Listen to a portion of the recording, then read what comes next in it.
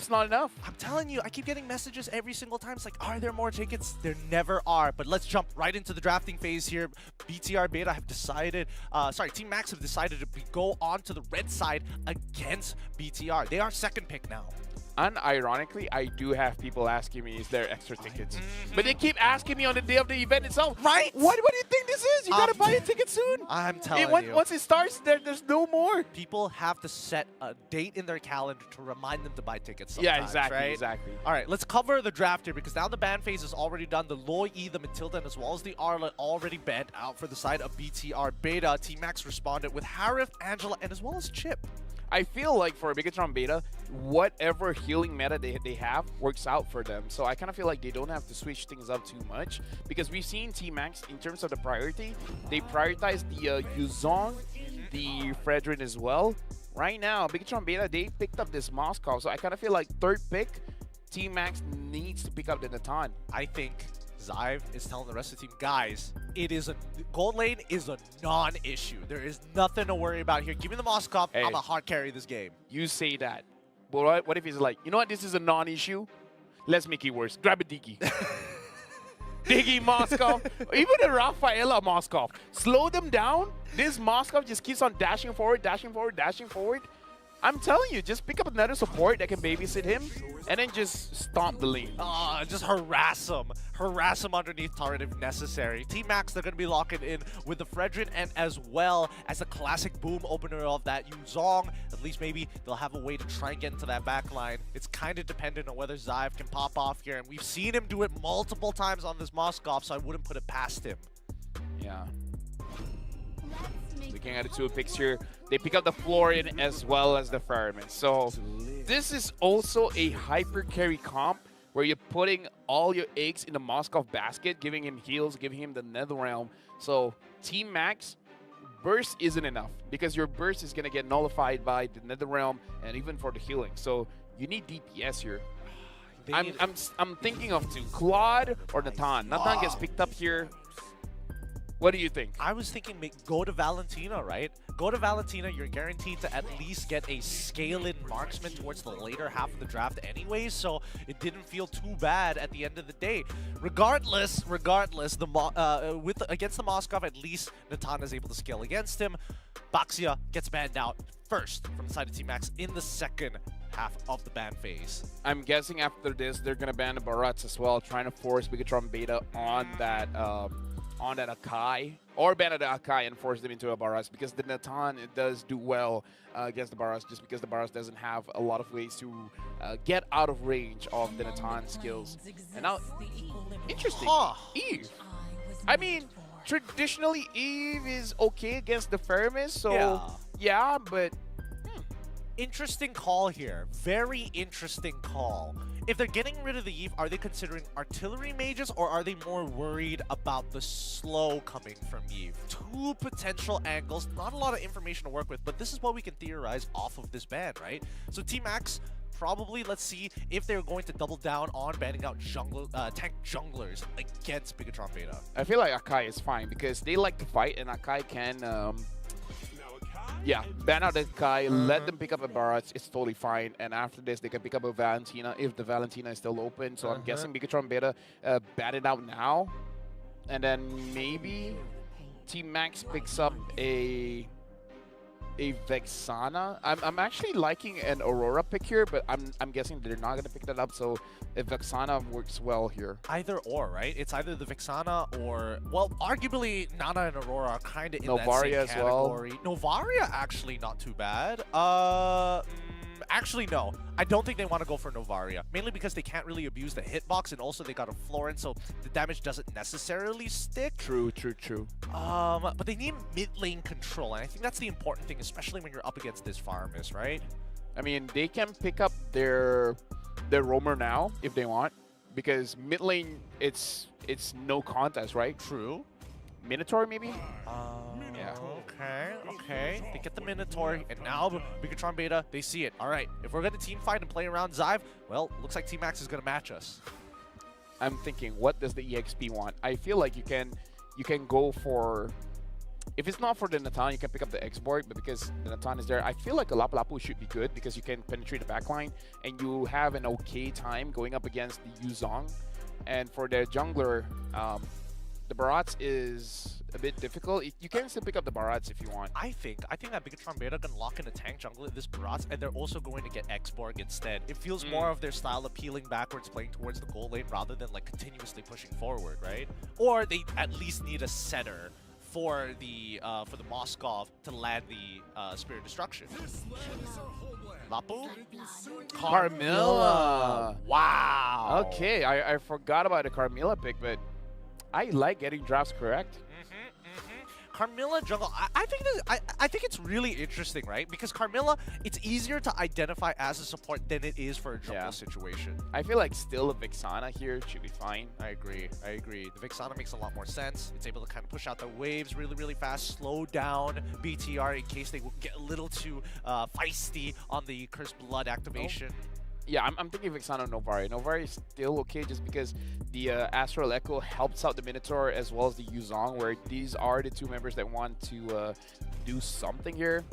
Otherwise, not sure. Vixana, Novaria, maybe even a Nanana, I guess. Let's see. Last 2 seconds here from the side of Team Max, and it looks like they go for the Lilia instead. Makes sense still. I mean, like, Lilia is good against the Faramis, and I guess technically is good against the Moskov, where the Moskov might not see it coming, but the damage coming in from the explosions just hit him and he's just dead. Yeah, the Shadow Balls, especially when they're like max stacked as well. I think it'll be interesting. It'll be interesting because it's very high execution from Xive to dodge like, oh, honestly, God, there's a lot of things he has to dodge here from the side of Team Max. Right now, going into this game, BIGETRON Beta already has 1 point. They just need to win one more to drop Team Max out of the competition. Team Max can still extend this to a game 3 if they're able to win this one, where we got to talk about the amount of sustains that they have, having the Florin as well as the Faramis. They should be able to hold out really, really long here as they start loading in towards the land of Dawn, potentially playing for their tournament lives here. Team Max, it's all up to you here because BIGETRON Beta has already made their statement. We're just waiting for the replies. We jump straight into the land of Dawn. It's going to be Team Max on red side up against BIGETRON Beta on the blue side. Mirrored starts for both junglers. Yeah, right now, worst of all, really, I feel like the only bad thing that I feel about this Carmilla is that, actually no, it's not that bad. So I'm thinking of the Cursed Blood. Whenever we're thinking of the Cursed Blood, we talk about their combo potential, right? The combo potential for BIGETRON Beta, not a lot. But the thing that they do have a lot is the amount of damage. So Narashi has AoE damage, Xive technically has AoE damage, as well as Ryuzi have AoE damage. So the Curse of Blood is really not about having a good setup. It's really having a lot of good finishers, where technically for BIGETRON Beta, they don't have finishers. They have a lot of ways to start the fight, but not ending the fight. The Curse of Blood helps with that. I think this will be interesting, right? Because BIGETRON Beta, as soon as they miss that Curse of Blood, I think they have to back off unless Xive is able to make like the super play of his career, right? I mean, he's even taking like Master Assassin to kind of speed things up in this lane. T is making sure that Lei can actually breathe and not have to worry about his health too much. Yep, Worshipal is able to grab that for himself. It doesn't matter that he doesn't get both creeps. It is mostly about stopping Sakzu from getting those farms. So still like it, and looks like Xive gets first blood onto T. I mean, we did say, right? It's like, give me the Moscow, I'm gonna win my lane. Oh, but in this manner, I would have expected it, you know, like Lei making the mistake, but this time it's going to be T who ends up making that mistake. And with that being said, this is going to help propel Xive even further in his lane. This guy's so aggressive, he decided to take Inspire rather than the traditional Purify. In fact, he's going to hit level 4 off of this. So if he wants, he can use the Spear of Destruction straight onto the turtle and then join the fight and maybe get a few assists. Oh, that'd be crazy if he gets it. The assumption. Here comes the Rashi once again. Black Dragon from Crimson Blood lands onto 2 so far. Sakzu is the one who finds the turtle. The backline getting attacked. Spirit Destruction lands, not taken just yet. NetherRealm is over, and now Uzi right at the very end, making sure that he has enough space to create for Zyve to pick up the kill. I mean, I was talking about Zyve getting assists, but he gets a straight-up kill. Now he's level 5. Lay's level 5 as well, but I'm guessing the gold is definitely in the hands of Zyve here. He's going to complete his 3-item power spike, and the thing is, the items for the physical items is a bit cheaper compared to the Trinity build for mages, just because the Holy Crystal costs 3,000 gold, so he's going to take you a while. This Moskov is going to hit his 4 items by the time Lay hits his 3 items. I think the worst part about it is that, like, because of this Inspire, Lay cannot take super early trades against Zyve other than trying to poke him out. If he goes for the all-in, he will naturally lose out to that battle spell, assuming that it's off a cooldown. In the meantime, Rashi's doing a very good job of playing this Lapu Lapu into Yuzong, having a very hefty EXP lead. Yeah, the thing about Yuzong is that you don't have a winning lane, you don't have a losing lane, because it really is a skill matchup kind of thing. Yuzong can make any lane feel like it's in his favor as long as he plays it well. So looking at this situation, it looks like Narashi is playing his lane very, very well, because the Lapu Lapu is able to win out against that. And it's a good thing Lay was able to dodge that. Oh yeah, he was in the middle of his entropy when that Spirit Destruction actually landed, so that could have been a dangerous situation, but Team Max definitely calm down on the aggression. They don't want this game to fall into the hands of BIGETRON Beta that easily. Unless Finn walks up a little too far. He knows that Saksu is there, and Worshipball, he's just chilling. He's having the time of his life. Now this time Team Max are the one with 4 members around the gold lane, but they're not really able to do much.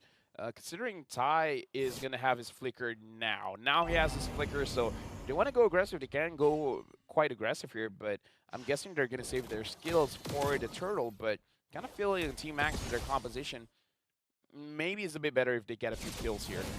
Let's see whether or not that's going to be the case, because as of right now, Waterfall is technically down a level, and Zyve, once again, with that Inspire, winning out that trade against Lay, that's going to be full gold plating in his hands. Black Dragon form already out. No inferior onto T, lands onto 2. NetherRealm is going to keep them all alive as T about to get traded. No, the land doesn't land enough. Narashi still chases for the kill. Will secure. Somehow, Zyve is able to snipe it away. EXP gets no love. I mean, like, talk about getting ahead. 3-0-0. Zyve is just like, yo, give me the kills, man. I'm going to end this game so fast you won't even believe it. Appraiser's Wrath is already out, and Saksu, he can't run away. Finn won't let him. He's trying to breathe, but Uzi says no. Look at Zyve. He got 1 turret, and he's going for the second one. This game, talk about hyperfarm, man. Talk about hyperfarm. He's close to taking down the tier 2 down bot. Finn now has the Blast of the Oasis, so they can fight for much longer, because Team Max have been securing those turtles, just because the amount of space that they've been giving Saksu has been quite a lot, and Saksu doing good on his retributions. Worshipball still, in my opinion, hasn't been doing a lot. His Curse of Bloods, but not having the items just yet.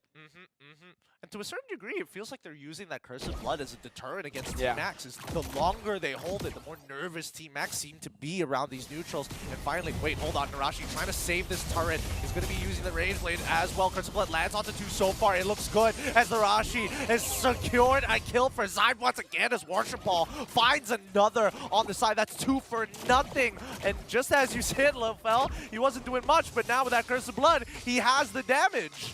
I mean, now BMO tries to run away. Help! Having to use his black shoes. I need an adult. I don't think there's an adult here. Oh, never mind. He survives. He got an adult. He got an adult. He got 2. He got 2, as a matter of fact. His parents decided to get involved before the kidnapping was complete, but that means that purple buff, it's gone. It's gone. Oh, this game is dark, man. BIGETRON Beta are getting away with everything, and Zyve somehow just has aimbots on his Spirit Destruction. He hasn't missed one. Yeah, now they're going to secure this turtle. Worshipball is even going to give this over to Zyve. Finn, don't attack it. Yeah, Zyve gets everything. You know, he's like a spoiled child. Finally, he misses Spirit of Destruction. Finally. No. I feel like because you called it out, Now he has to be like, what? That's a good What are point. you talking about? Look at this. Oh, it didn't hit anyone. Oh. Oh no! Oh no! The aimbot had to turn off the aimbots for that one. But in the meantime, I think BIGETRON Beta, like, this is quite a whopping lead, right? We're going 7:30. We're at 7:30. We're about to go into 8 minutes, and they've already developed a 5K goal lead. This is starting to look like a repeat of game number 1. And now Worshipologist just finding a good situation. We've got to look at Team Max. They're starting to group up as a team. This is not good. You don't want to group up as a team against the Carmilla. The damage coming in from the Ghost Bursters as well as the basic attack coming in from Zyve is going to be a lot. Does it look like Sakti? He wants to engage. We haven't seen it yet. FP has already come out. His Rage Blade is done for. Lei is out of there. Here comes him to go in Fury. NetherRealm is going to keep him alive for the time being. She flickers forward, and now the Curse of Blood comes, catches onto 2. Zyve is able to find a double kill, no problem, with the rest of his team. Ryuzi, after getting Chaos the first time, didn't want the second, but Zyve says, no, you're not going to do it 2 times in a row. That's my job. This game is nasty, Gideon. What are we watching? This is a master class coming in from BIGETRON Beta where they show you how do you get a lead onto the gold lane and keep having a lead in the gold lane. Maybe it's the skin, because Zyve is the only person I've seen who's using the Abyssal skin compared to everybody else, because they would much rather going for the elite. Wait, hold on. For the new skin. I forgot what the new skin's called. I'm trying to is it Dragon? No. It's the name is at the tip of my tongue. It's something expensive, something. Yes, with lots of diamonds, but let's look at the replay one more time. Yeah, looking at this replay here, the fact that Narashi gets onto Lei makes it so that he's very nervous whenever he's engaging for this battle. And the Curse of Blood, look at it, just attacking one, gets the other. The crazy thing is, that's not maximizing the Curse of Blood. The Curse of Blood is when you're utilizing the amount of damage, you want to hit multiple targets at once so that it repeats itself twice, 3 times, multiple times to really ramp up the damage. The fact that Zyve only hit 1% at a time, so it's just like splash damage at that point. So that's not maximizing the Curse of Blood. If they're able to maximize the damage of the Curse of Blood, it would have been over. It would have been GG. Yeah, it would have been In fact, GG. right now it's 11-0.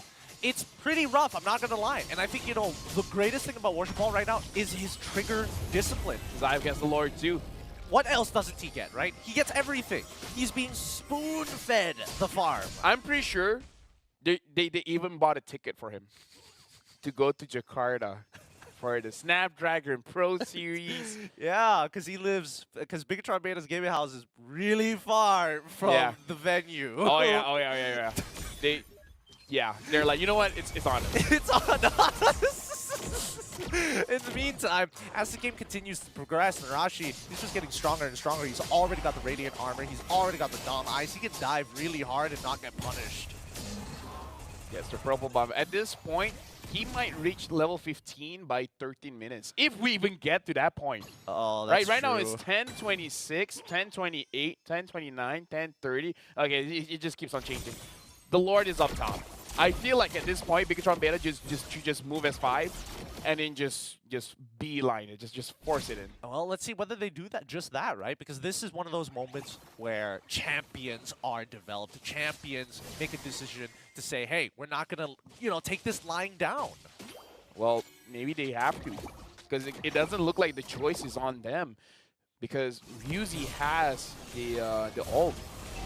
And boom, as well as Lei's taking a lot of damage. So much damage right now. Curse of Blood is going to line off 4. This is huge. And now the backline is dead. Narashi getting everything he wants with the NetherRealm and the help of Zyve to finish them off. A double kill. They made it so clean, so perfect. Can BIGETRON do no wrong as they crack open the crystal and qualify in a convincing 14-0 fashion, 2-0 against Team Max. That was so fast.